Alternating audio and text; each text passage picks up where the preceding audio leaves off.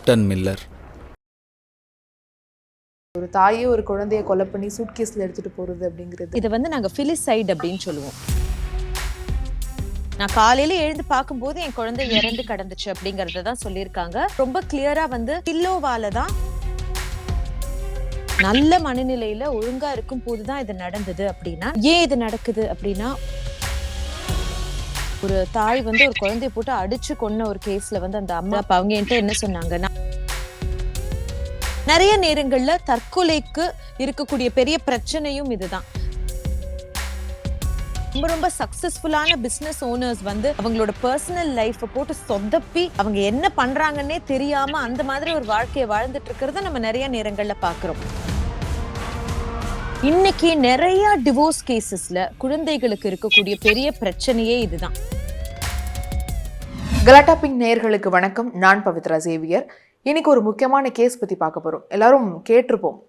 அதாவது கோவால இருந்து ஒரு பெண் ஒரு ஹோட்டலில் புக் பண்ணி அந்த ஹோட்டலில் தன்னுடைய குழந்தையோடு இருந்திருக்கிறாங்க. 4 வயது குழந்தைய கொலை செய்து சூட்கேஸில் எடுத்துகிட்டு போயிருக்காங்க அப்படிங்கிற ஒரு விஷயம் வெளியாகி பெரும் அதிர்ச்சிகரமான தகவலாக இருந்திருக்கு. இதை கேட்க எல்லாருக்குமே ஒரு பெரிய அதிர்ச்சியை தான் கொடுக்குது. என்னது, ஒரு அம்மாவே ஒரு குழந்தை இப்படி பண்ணிட்டாங்களா? இதற்கு முன்னாடி இதே மாதிரி ஒரு செய்தி கேட்டிருக்கோம். உங்களுக்குலாம் ஞாபகம் இருக்கா? குன்றத்தூர் பக்கத்தில் அபிராமி அப்படிங்கிற ஒரு தாய் தகாத உறவில் ஈடுபட்டு அவங்க கூட வாழணும் அப்படின்னு ஆசைப்பட்டு தன்னுடைய 2 குழந்தைகளுக்கும் விஷம் வைத்து கொலை செய்த சம்பவம். அதை தான் எனக்கு நினைவுபடுத்துச்சு இந்த ஒரு சம்பவத்தை பார்க்கும்போது. இதெல்லாம் பார்க்கும்போது என்ன மாதிரியான மனநிலை இதெல்லாம்? ஒரு தாயே ஒரு குழந்தைய கொலை செய்கிற அளவுக்கு போகிறாங்கன்னா அவங்க என்ன மாதிரி ஒரு நிலையில் இருப்பாங்க அப்படின்னு பெரும் அதிர்ச்சிகரமான தகவலாக இருக்குது. குறிப்பாக இந்த கேஸில் என்ன நடந்திருக்கு அப்படிங்கிறத பற்றி விரிவாக பார்க்கலாம். கோவாவில் இருக்கக்கூடிய ஒரு ஹோட்டலில் ஒரு ரூம் புக் பண்ணுறாங்க. சுச்சனா சேத் அப்படிங்கிற ஒரு பெண். அவங்களுடைய 4 வயது குழந்தையோட அந்த ரூமில் ஜான்வரி 6 அன்னைக்கு அவங்க போகிறாங்க. 2 நாள் கழிச்சு திரும்பவும் அங்கேருந்து ரிட்டர்ன் வெக்கேட் ஆகி அவங்க ஒரு கார் புக் பண்ணி அங்கேருந்து பெங்களூர் போகணும் அப்படிங்கிற மாதிரி கிளம்பி வராங்க. இவங்க நார்மலாக போயாச்சு, திரும்ப கிளம்பி வந்தாச்சு. இவங்க போயிட்டு இருக்கும்போது அங்கே ஹோட்டலில் இருக்கிறவங்க அந்த ரூமை திரும்ப வெக்கேட் பண்ணதுக்கப்புறம் க்ளீன் பண்ணுவாங்க இல்லையா? அப்படி க்ளீன் பண்ணும்போது ஒரு ரத்தக்கரை இருக்குது அப்படிங்கிறத பார்க்குறாங்க. அந்த ரத்தக்கரையை பார்த்த உடனே அங்கே இருக்கக்கூடிய ஹோட்டல் மேனேஜ்மெண்ட்டுக்கு இதை பற்றி தெரிவிக்கிறாங்க. அந்த மேனேஜ்மெண்ட் திரும்ப அந்த ரூமை பார்த்துட்டு இது சரியா படலை, நம்ம ஒரு போலீஸ்க்கு இன்ஃபார்ம் பண்ணிடலாம் அப்படிங்கிற மாதிரி போலீஸ் ஸ்டேஷனுக்கு இன்ஃபார்ம் பண்ணுறாங்க. போலீஸார் செக் பண்ணிவிட்டு அவங்க எப்போ வெக்கேட் ஆனாங்க, சிசிடிவி ஃபுட்டேஜ் எல்லாம் செக் பண்ணுறாங்க. அப்போது வரும்போது குழந்தையை கூட்டிகிட்டு அந்த பெண் போகும்போது குழந்தையை கூட்டிட்டு போகாம ஒரு வெயிட்டான சூட்கேஸை மட்டும் இழுத்துட்டு போறது சிசிடிவி காட்சிகள்ல தெரியுது. இதை பார்த்து ரொம்ப அதிர்ச்சி அடைஞ்சு டவுட் இருக்கு அப்படிங்கிற ஒரு பட்சத்தில் அந்த பெண் எங்க இருக்காங்கன்னு தேடுறாங்க. அப்புறம் கேப் புக் பண்ணி கொடுத்ததே இந்த ஹோட்டலுடைய நிர்வாகம் தான். அவங்கள்ட்ட தான் அவங்க ஹெல்ப் கேட்டு இங்க இருந்து போகிறதுக்கு கிட்டத்தட்ட ஒரு 12 hours அவங்க டிராவல் பண்றதுக்கு ஏற்ற மாதிரி ஒரு கேப் புக் பண்ணியிருக்காங்க. அந்த கேப் டிரைவரை ரீச் பண்ண போலீஸார் அவங்கள்ட்ட பேசி நிறைய டைம் கால் பண்ணி நீங்க எதுவும் சொல்லிக்காதீங்க, எங்க இருக்கீங்க, பக்கத்துல இருக்க போலீஸ் ஸ்டேஷனுக்கு உடனே அந்த காரை கூட்டிட்டு போங்க, அவங்களுக்கு எதுவும் தெரியாத மாதிரி பார்த்துக்கோங்கன்னு பிளான் பண்ணி அவங்கள கூட்டிட்டு போக வைக்கிறாங்க. அந்த டிரைவரும் போலீஸார் சொன்ன அந்த கைடன்ஸ் எல்லாத்தையும் பின்பற்றி போலீஸ் ஸ்டேஷனில் போய் விடுறாரு. அந்த போலீஸ் ஸ்டேஷனுக்கு ஏற்கனவே கோவாலிருந்து போலீஸார்ஸ் இன்ஃபர்மேஷனை கொடுத்துருக்காங்க. அப்புறம் அந்த பெண்ணை பரிசோதனை செஞ்சு பார்க்குறாங்க. அந்த சூட்கேஸை திறந்து பார்க்குறாங்க. அதில் அந்த குழந்தை 4 வயது குழந்தை பிணமாக இருக்கு. ஸோ குழந்தை இறந்துருச்சு அப்படிங்கிறது தெரியுது. அவங்கள்ட்ட விசாரணையை மேற்கொள்ள ஆரம்பிக்கிறாங்க. ஆனால் அந்த பெண் கொலையை நான் செய்யலை, ஆனால் என் குழந்தைய இறந்துடுச்சு, எழுந்து பார்க்கும்போது நான் அதனால சூட்கேஸில் போட்டு எடுத்துகிட்டு வந்துட்டேன் அப்படிங்கிற மாதிரி சொல்கிறாங்க. ஆனால் இப்போ வரைக்கும் போலீஸாருக்கு கிடைத்த தகவல்களை பொறுத்த வரைக்கும் அந்த தாய் தான் குழந்தைய கொலை செய்திருக்காங்க அப்படிங்கிறது தான் அவங்களுடைய சந்தேகமாகவும் இருக்குது.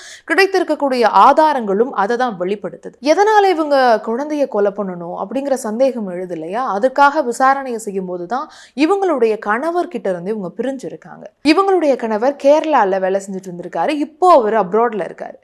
ஆனால் கேரளாவை சேர்ந்த அவர் கூட இவங்களுக்கு நிறைய பிரச்சனைகள் ஏற்பட்டிருக்கு. அதனால் டிவோர்ஸ்க்கு அப்ளை பண்ணி எண்ட் ஆஃப் த ஸ்டேஜில் இருக்க அந்த டிவோர்ஸ் அப்படிங்கிறதும் தெரிய வந்திருக்கு.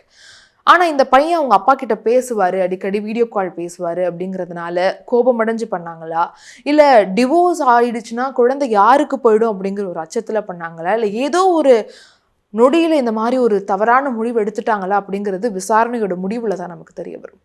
ஆனால் இந்த செய்தியை கேட்டப்போ நமக்கு மனசு ரொம்ப கஷ்டப்பட்டதை தாண்டி ஒரு தாய் ஒரு குழந்தையை கொலை செய்கிறதுங்கிறது சாத்தியமா, அவங்களால முடியுமா, அதை எப்படி பண்ணுறாங்க, இந்த மனநிலைக்கான காரணங்கள்லாம் என்ன, இப்போ இருக்கக்கூடிய சமுதாயத்தில் இப்படி நடக்குதுன்னா அதற்கு என்ன பதில் பண்ணணும், என்ன விளைவுகள் இருக்குது அப்படிங்கிறத பற்றி சைக்காலஜிஸ்ட் கிட்ட கேட்கணும் அப்படின்னு நினச்சோம்.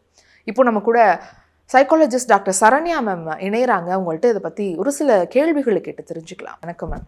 வணக்கம்மா. இப்போ ஒரு நியூஸ் பரபரப்பா போயிட்டு இருக்கு, நீங்களும் கண்டிப்பா பார்த்திருப்பீங்க அப்படின்னு நினைக்கிறேன். ஒரு தாய் அவங்களுடைய 4 வயது இருக்கக்கூடிய குழந்தைய வெட்டி கொலை பண்ணியிருக்காங்க அப்படின்ற மாதிரி. இன்னும் அது ப்ரூவ் பண்ணப்படலை, பட் ஆனால் அவங்க கொலை செய்திருக்காங்க, சூட் கேஸ்ல கூட்டிட்டு போயிருக்காங்க அப்படிங்கிறது. இந்த மனநிலை எப்படி மேம் எடுத்துக்க முடியுது? ஒரு தாயே ஒரு குழந்தைய கொலை பண்ணி சூட் கேஸ்ல எடுத்துட்டு போறது அப்படிங்கிறது. இந்த பர்டிகுலர் கேஸ்ல முதல்ல அவங்க தான் செய்தாங்களா அப்படிங்கிறது இன்னும் நிரூபணம் ஆகல. பட் எல்லா சூழல்களையும் வச்சு பார்க்கும்போது அவங்க தான் செய்திருக்கணும் அப்படிங்கிறது ஒரு டிடக்ஷனா இருக்கு. அப்படி ஒரு முடிவுக்கு நம்ம வந்திருக்கோம். அப்படி அது நடந்திருந்தால் இதை நாங்க பிலிசைட் அப்படின்னு சொல்லுவோம். நம்ம தன்னைத்தானே கொலை பண்ணிக்கிட்டா if we kill ourselves, அது suicide இல்லையா? பெத்த குழந்தைய கொலை பண்ணா அது பேரு பிலிசைடு. இந்த பிலிசைடுக்கு பின்னாடி இருக்கிற சைக்காலஜி என்ன அப்படின்னு நீங்க பாத்தீங்கன்னா, இதுக்கு நிறைய காரணங்கள் இருக்கலாம். ஒண்ணு முதல்ல இந்த மாதிரி ஒரு கொலை நடந்திருந்தால் அந்த கொலை அவங்க சுய நினைவுல இருக்கும் போது நடந்ததா, இல்லாட்டி வேற ஏதோ ஒரு வேற ஏதோ ஒரு சப்ஸ்டன்ஸோட இம்பாக்ட்ல அவங்க இருக்கும் போது நடந்ததா அப்படிங்கிறது நமக்கு தெரியாது.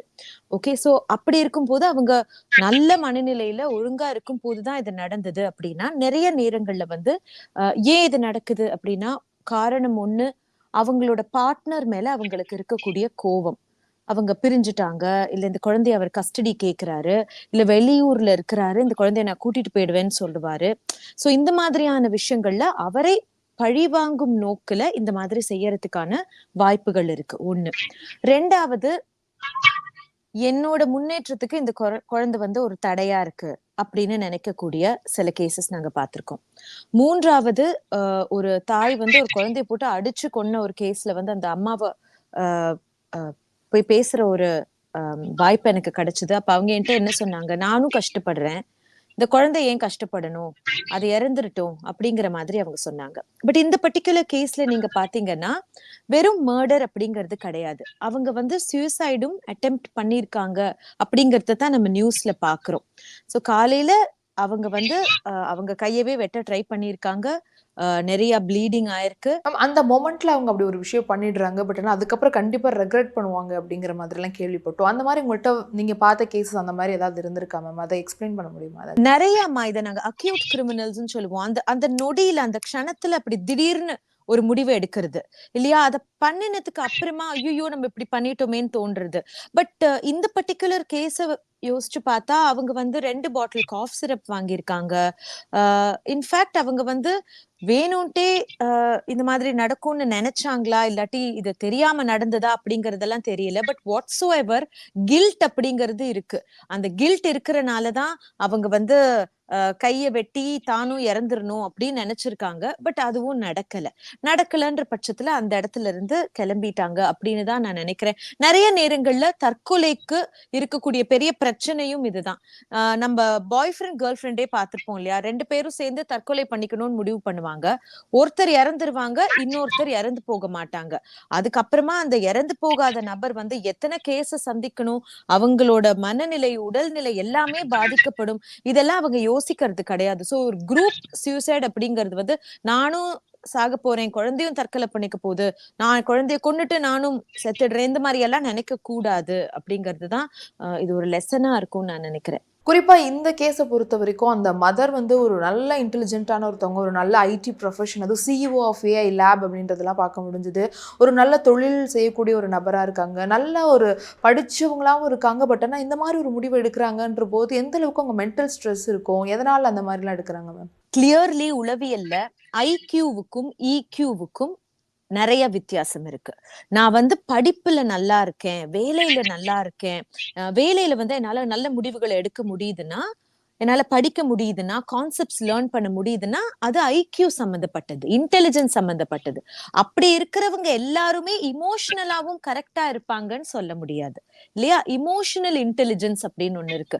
அது எந்த அளவுக்கு நான் காம் அண்ட் கம்போஸ்டா முடிவெடுக்கிறேன், எந்த அளவுக்கு என்னோட இமோஷன்ஸை கரெக்டா வெளிப்படுத்துறேன், எந்த அளவுக்கு மத்தவங்களோட அதிகமா சண்டை போடாம இருக்கேன், இதெல்லாம் சேர்ந்ததுதான் இமோஷனல் இன்டெலிஜென்ஸ். ஒருத்தர் நல்லா படிக்கிறனாலயோ நல்லா வேலை பார்க்கறனாலயோ லைஃப்லயோ அவங்களோட ஃபேமிலி லைஃப்லயோ பர்சனல் லைஃப்லயோ அவங்க கண்டிப்பா நல்லா இருக்கணும்னு அவசியமே கிடையாது. இன்ஃபேக்ட் நிறைய ரொம்ப ரொம்ப சக்சஸ்ஃபுல்லான பிசினஸ் ஓனர்ஸ் வந்து அவங்களோட பர்சனல் லைஃப போட்டு சொதப்பி அவங்க என்ன பண்றாங்கன்னே தெரியாம அந்த மாதிரி ஒரு வாழ்க்கையை வாழ்ந்துட்டு இருக்கிறத நம்ம நிறைய நேரங்கள்ல பாக்குறோம். அதனால இதுக்கும் அதுக்கும் சம்பந்தமே கிடையாது. இன்ஃபேக்ட் என்னோட எக்ஸ்பீரியன்ஸ்ல நான் சொல்லுவேன், என்னோட ஒரு இன்ஸ்டாகிராம் வீடியோல கூட நான் முன்னாடி சொல்லியிருக்கேன், ஃபர்ஸ்ட் ரேங்கே வாங்கிட்டு இருக்கிற ஒரு குழந்தை இருக்குன்னு வச்சுக்கோங்களேன், அதுக்கு வந்து ஃபெயிலியரை தாங்கிக்க கூடிய சக்தி இருக்காது.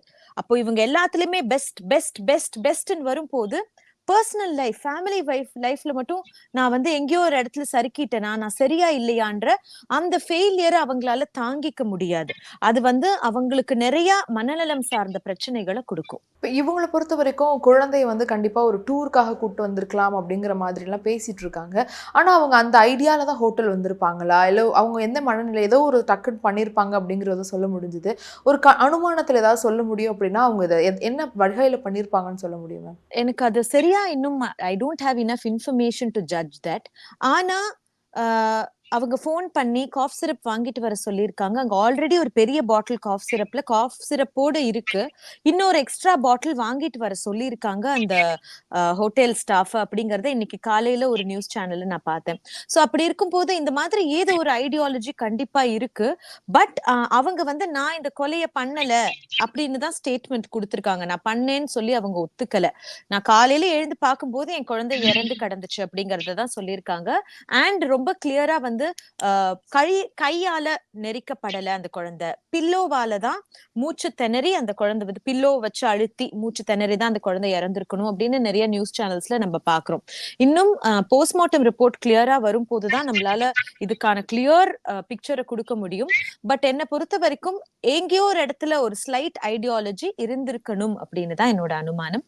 அண்ட் நான் என்ன நினைக்கிறேன், அவங்க தெளிவா இருந்தாங்களா, தெளிவா இருக்கும் போது இந்த குற்றம் நடந்ததா அப்படிங்கறதும் எனக்கு ஒரு கேள்விக்குறியாதான் இருக்கு. இப்போ இந்த கணவன் மனைவிக்குள்ள இருக்கக்கூடிய பிரச்சனைகள் இல்ல பிசினஸ்ல இருக்கக்கூடிய ப்ரெஷர் இதெல்லாம் குழந்தைங்க மேல போடுறது அப்படிங்கிறது இப்போ அதிகமாயிடுச்சா மேம்? இந்த மாதிரியான ஒரு சமூகத்தை எப்படி பாக்குறீங்க? நாங்க உளவியல்ல டிஸ்னி பேரண்ட் அப்படின்னு சொல்லுவோம். டிஸ்னி பேரண்ட்னா ஒரு கணவனும் மனைவியும் சண்டை போடும் போது அந்த மனைவி கிட்ட அந்த குழந்தை வளர்ந்துட்டு இருக்குன்னு வச்சுக்கோங்க. சாட்டர்டே சண்டே தான் அந்த குழந்தை அப்பாவை பார்க்க போகுது அப்படின்னா, சாட்டர்டே சண்டே அந்த அப்பா வந்து ஃபுல் டே டிவி பாருடா கண்ணா, நம்ம எங்க வேணா போலாம், நம்ம இங்க போலாம் அங்க போலாம் டூர் போலாம் ஸ்நாக்ஸ் சாப்பிடலாம், நீ என்ன பண்ணாலும் அப்பா எதுவுமே கேட்க மாட்டேன் அப்படின்னு எதையாவது செய்து இந்த குழந்தை கிட்ட நல்ல பேரை நம்ம வாங்கிடணும் அப்படின்னு ஒரு டிஸ்னி லேண்ட் மாதிரி பிஹேவ் பண்றது. திரும்ப அந்த குழந்தை அம்மா வீட்டுக்கு போகும்போது அப்பா எப்படி எல்லாம் இருந்தாரு, அம்மா என்ன இவ்வளவு ஸ்ட்ரிக்டா இருக்காங்க, அப்பா உன்னை விட பெட்டரா இருந்தாரு இந்த குழந்தை சொல்லும் போது திரும்ப அம்மா என்ன பண்ண ஆரம்பிப்பாங்க, நம்மளும் எதையாவது வாங்கி கொடுப்போம், நம்மளும் லீனியண்டா இருப்போம் அப்படின்னு நினைப்பாங்க. இதைத்தான் டிஸ்னி பேரண்ட் அப்படின்னு சொல்லுவோம். நான் குழந்தைகிட்ட நல்ல பேர் வாங்கறதுக்காக என்ன ஒரு பேரண்டா செய்யணுமோ அதை மறந்து தேவையில்லாத விஷயங்களை, அதிகப்படியான ஃப்ரீடம், அதிகப்படியான என்டர்டெயின்மெண்ட் ஒரு குழந்தைக்கு கொடுக்கறது டிஸ்னி பேரண்ட்னு சொல்லுவோம். இன்னைக்கு நிறைய டிவோர்ஸ் கேசஸ்ல குழந்தைகளுக்கு இருக்கக்கூடிய பெரிய பிரச்சனையே இதுதான். அவங்க செய்யற தவறுகளை, அவங்களோட அதிகப்படியான ஸ்கிரீன் டைம், படிக்காம இருக்கக்கூடிய அந்த சூழலை தட்டி கேட்கறதுக்கான சரியான ஆட்களே அங்க கிடையாது. நீ பெருசா நான் பெருசா, நீ நல்ல பேரண்டா நான் நல்ல பேரண்டா அப்படிங்கிற இந்த ஆர்கியூமெண்ட்லயே குழந்தைய வந்து கோட்டு விட்டுடுறாங்க நிறைய பேர். இத டிஸ்னி பேரண்ட் அப்படின்னு சொல்லி நாங்க சொல்றோம். சில நேரங்கள்ல வந்து அப்பா வாங்கி கொடுத்தா என்ன, நான் ஸ்ட்ரிக்டா தான் இருப்பேன் அப்படின்னு எக்ஸசிவா ஸ்ட்ரிக்டா இருந்து அந்த குழந்தைக்கு மென்டலி பேலன்ஸே பண்ண முடியாத ஒரு சூழல். ரொம்ப ஸ்ட்ரிக்டான ஒரு அம்மா, ரொம்ப லீனியன்டான ஒரு அப்பா. ஆனா கோர்ட் என்ன சொல்லுது, அம்மா கிட்டதான் இருக்கணும்னு சொல்லுது. இந்த மாதிரியான சூழல்கள் எல்லாம் நிறைய இருக்கு. இன்னொரு விஷயம் நாங்க பாக்குறது என்னன்னா, அந்த குழந்தைக்கு வந்து அவங்களோட பார்ட்னர், அதாவது ஹஸ்பண்டோ இல்ல வைஃப் கிட்டயோ அட்டாச்மெண்ட் வந்துடக்கூடாது அப்படிங்கறதுக்காக அந்த பார்ட்னரை பத்தி ரொம்ப தப்பான விஷயங்களை, குழந்தைகிட்ட சொல்லக்கூடாத விஷயங்களை குழந்தைகிட்ட சொல்றது. அதை இன்னைக்கு நிறைய டிவோர்ஸ் பண்றவங்க பண்றாங்க. அதை தயவு செய்து பண்ணாதீங்க. குழந்தையாத்தான் இருக்கணும். அந்த குழந்தைகிட்ட நீ போனியே, அங்க யாராவது இது பத்தி கேட்டாங்களா, அதை பத்தி கேட்டாங்களா, இது பேசினாங்களா, அது பேசினாங்களா, அவங்க கெட்டவங்க இவங்க நல்லவங்க, தயவு செஞ்சு சொல்லாதீங்க. உங்களுக்குள்ள இருக்கிற டிஃபரன்ஸ் ஆஃப் ஒப்பீனியன் உங்களுக்குள்ளேயே இருக்கட்டும். அத குழந்தைகள்கிட்ட தயவு செஞ்சு திணிக்க வேண்டாம். இதுல இன்னொரு விஷயம் என்ன நடக்குதுன்னா, அவங்க வந்து மிஸ் அண்டர்ஸ்டாண்டிங்ல இருக்கும் போது, இப்போ ஒரு ஹஸ்பண்டும் ஒரு வைஃபும் மிஸ் அண்டர்ஸ்டாண்டிங்ல இருக்காங்க, சண்டையில இருக்காங்க, தே கோயிங் த்ரூ டிவோர்ஸ்னா, அப்ப அந்த குழந்தை வந்து அம்மாவை கெட்ட வார்த்தைகளால திட்டினாலோ எதிர்த்து பேசினாலோ இந்த அப்பா அதை தட்டி கேட்கறதே கிடையாது. அதை ஊக்குவிக்கிறாரு. பரவாயில்ல பரவாயில்ல, அவ அப்படிதான், அவ மோசமானவ, நீ இப்படிதான் பேசணும், அப்பதான் அவ சரிப்பட்டு வருவா, நான் இத்தனை நாள் சொல்லி கேட்கல. இந்த மாதிரியும் நிறைய குடும்பங்கள்ல நடக்கிறத நம்ம பாக்குறோம். சோ தஸ் கன்க்ளூடிங், அவங்களுக்குள்ள டிஃபரன்ஸ் ஆஃப் ஒப்பீனியன் இருந்தா அது அவங்களுக்குள்ளேயே தான் இருக்கணும், அது குழந்தைகள் மேல திணிக்கப்படக்கூடாது அப்படிங்கிறது தான் என் கருத்து. ரொம்ப தெளிவா நிறைய விஷயங்களை சொன்னீங்க. ரொம்ப நன்றி மேம் உங்களுடைய கருத்துக்களுக்காக. தேங்க்யூமா, வணக்கம். பெண்கள் ரொம்ப தைரியமா இருக்கணும், ரொம்ப சரியான முடிவுகள் எடுக்கணும் அப்படிங்கிற மாதிரி பேசிக்கிட்டு இருக்கோம். ஆனா இங்க ஒரு குழப்பத்துல, ஏதோ ஒரு எண்ணத்துல, தாய்மை அப்படிங்கிறது ரொம்ப புனிதமா பார்க்கப்படுற நம்ம சமுதாயத்துல அந்த தாயை குழந்தையை கொலை செய்திருக்காங்க அப்படின்னா அவங்க மனநலம் எவ்வளவு மோசமா இருக்கணும், எவ்வளவு கடுமையா, எவ்வளவு கோபமா இந்த ஒரு முடிவை அவங்க எடுத்திருப்பாங்க அப்படிங்கிறது நமக்கு வியப்பை தான் கொடுக்குது. ஒரு பெண்ணா இந்த சமுதாயத்துல நிறைய பிஸ்னஸ்லாம் பண்ணி ரொம்பவே வளர்ச்சி அடைந்த ஒருத்தராக அவங்க இருந்திருக்காங்க. ரொம்ப ஒரு 100 பெண்களில் ஒரு முக்கியமான பெண்ணாக இருந்திருக்கிறாங்க. அதுக்கப்புறம் ஏஐ அப்படிங்கிற ஒரு நிறுவனத்தினுடைய சிஇஓவாக இருந்திருக்கிறாங்க. இந்த அளவுக்கு பிஸ்னஸ்லையும் இன்டலெக்சுவலாகவும் பொது வெளியில் ஒரு நல்ல பெண்ணாக, ஒரு வளர்ந்த ஒரு எடுத்துக்காட்டாக இருக்கக்கூடிய ஒரு பெண்ணாக பார்க்கப்படுற இவங்க இப்படிப்பட்ட ஒரு செயலை செய்திருக்காங்க அப்படின்னா யார் வேணா எதை வேணா செய்வாங்கன்றதுக்கு ஒரு எடுத்துக்காட்டாக தான் இது இருக்குது. டாக்டர் ஏற்கனவே சொன்ன மாதிரி அவங்க மனநிலை அந்த அளவுக்கு ஒரு மோசமான எண்ணத்தில் இருந்திருக்கு அப்படிங்கிறதும், இனி வரும் காலங்களில் பெண் ரொம்ப தைரியமாக இருக்கணும், எல்லா பிரச்சனையும் ஃபேஸ் பண்ணணும், தப்பான முடிவுகள் எடுத்துடக்கூடாது அப்படின்னு சமூக ஆர்வலர்கள் பலருமே சொல்லக்கூடியதற்கு ஏற்றவாறு தான் இந்த ஒரு நிகழ்வு அமைந்திருக்கு. அடுத்துக்கிட்ட விசாரணைகள் நடந்துட்டு இருக்க நிலையில் இந்தோனேஷியாவில் இருக்கக்கூடிய அந்த பெண்ணுடைய கணவரும் அந்த குழந்தையோட தந்தையுமான வெங்கட்ராமனுக்கு தகவல் தெரிவிக்கப்பட்டிருக்கு. அவர் இந்தியாவுக்கு திரும்பியிருக்காரு. தன்னுடைய குழந்தையோட உடலை பார்த்து மிகுந்த மனவேதனையில் கதறி அழுது ரொம்பவே கஷ்டத்தில் இருக்கார் அவர். அது மட்டும் இல்லாமல் இதற்கு முன்னாடி என்ன நடந்திருக்கு அப்படின்னா, அந்த குழந்தைகிட்ட பேசணும் அப்படின்னா அவங்க அப்பா கால் பண்ணதாகவும், ஆனால் இந்த மனைவியாக இருக்கக்கூடிய அந்த பெண் கொடுக்கலை, 2-3 முறை ட்ரை பண்ணியுமே தூங்கிட்டு இருக்காங்க அப்படின்னு சொல்லியிருக்காங்க. ஆனால் குழந்தை அழக்கூடிய சத்தம் கேட்டிருக்கு. அவர் அதை தொடர்ந்து இல்லை பக்கத்தில் தான் குழந்தை அழறான், எனக்கு கேட்குது, நான் பேசணும் அப்படின்னு அவர் சொன்னதாகவும், ஆனால் இவங்க அதை மறுத்து அவனுக்கு இந்த காஃப் சிரப்பெல்லாம் கொடுத்து தான் இந்த வேலையை செஞ்சுருக்காங்க அப்படிங்கிறதும் விசாரணையில் தெரிய வந்திருக்கு. And you will call me Captain Miller.